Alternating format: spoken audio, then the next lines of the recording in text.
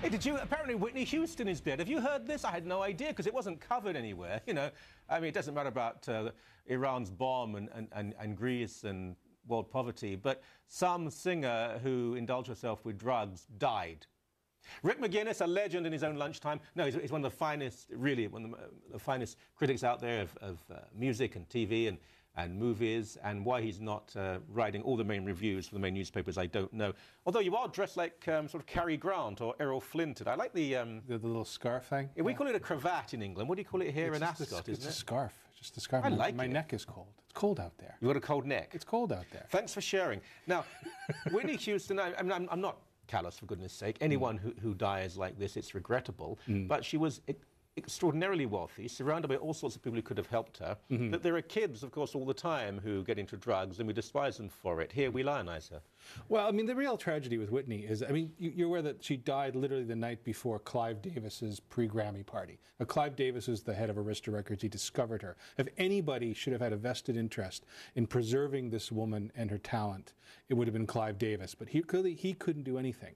Nobody could do anything. I mean, from what I can tell, she married the wrong man. That's the conventional wisdom. She married Bobby Brown. He introduced her to drugs, so he's to blame. Apparently, he's sort of becoming the de facto villain in this whole terrible story.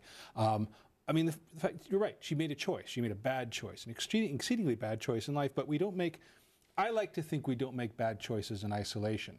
And someone with a large family, well-known family. I mean, Aretha Franklin is her godmother.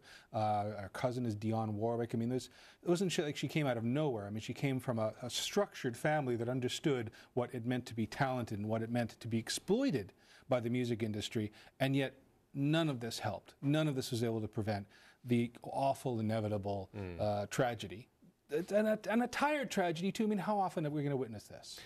There are people who are growing up in the projects or in socialised housing in this country, and they have nothing, and their life is absolutely empty. There's an absence of any sort of fun or aspiration, and they turn to drugs. And you can almost understand that.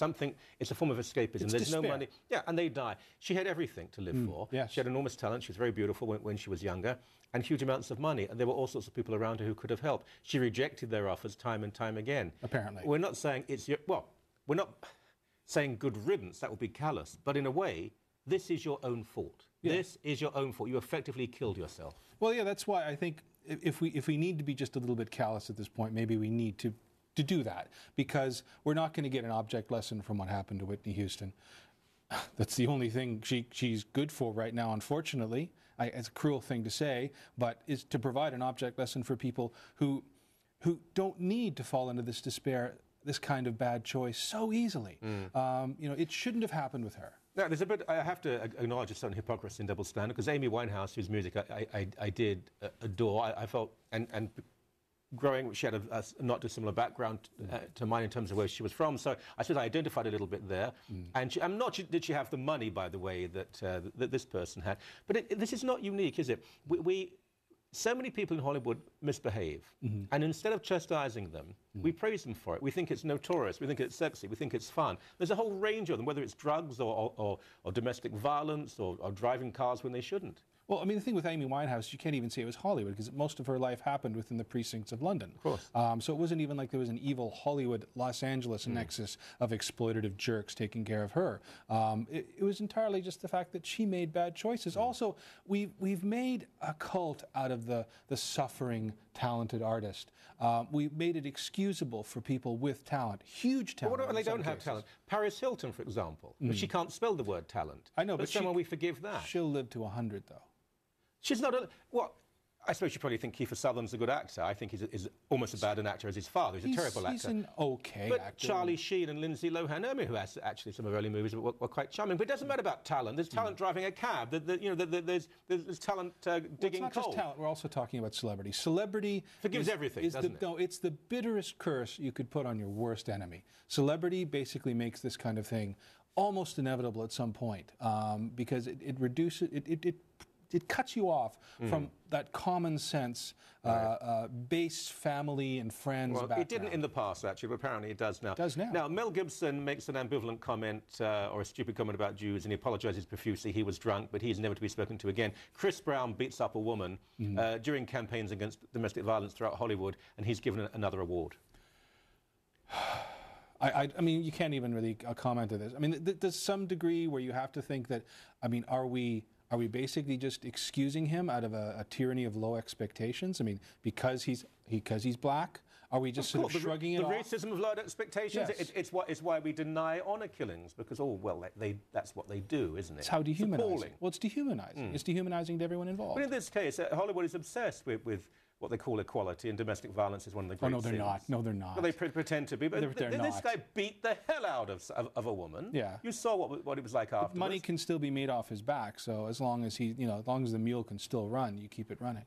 There are good people in Hollywood. In I'd the like to music think so. industry, there are still Yes. decent people. They must think that this is grotesque. I'd like to think they do, but unfortunately their voices don't seem to carry the day. That's just a fact. And who was that idiot who, with a boyfriend dressed as a pope or a bishop, who... I lose track of these things, Michael. Adele, who is just without any accompaniment, has this incredible voice and talent. And then I can't remember her name. She was on with Madonna the other day, and there she is, mock confessional. We're doing the whole segment with Raymond DeRoe about it tomorrow. But she went on. It was this anti-Catholic tirade without talent. Was this at the Grammys? Yeah. Oh, and I would just love someone to do this about Islam. I would love someone to go on there and say, we're going to talk about persecution and homophobia and intolerance and honour killings for a couple of minutes, and Hollywood say, isn't that clever? Well done. No, they won't. That will never happen. No, they're too terrified. People are shouting at the string saying, her name is... I can't even remember her name. Anyway, I'm 53 years old. I'm 47. Whitney Houston was 48. She was a year older than me. When you're seeing somebody from your own generation start to pop off in these terrible ways, I know it's a sobering thing. No, it's not. Yes, it is. If she was sober, she wouldn't have died. That's the whole point. It's true. I know lots of people of my age, they're doing extremely well. I saw Mary Steenburgen. Did you see her in 30 Rock the other day? She's 59 years old. She looked amazing. Great-looking woman. Amazing. You actually sort of... Well, Whitney Houston was a very beautiful woman, too. She looked just... It's always a pleasure, even with the ascot. It's lovely to see you. It's not an ascot. Isn't it? What is it? It's a neck scarf. Come on. I'm from the north of England, fella. You know that. It's a straight version of... See you soon. Thank you. No problem.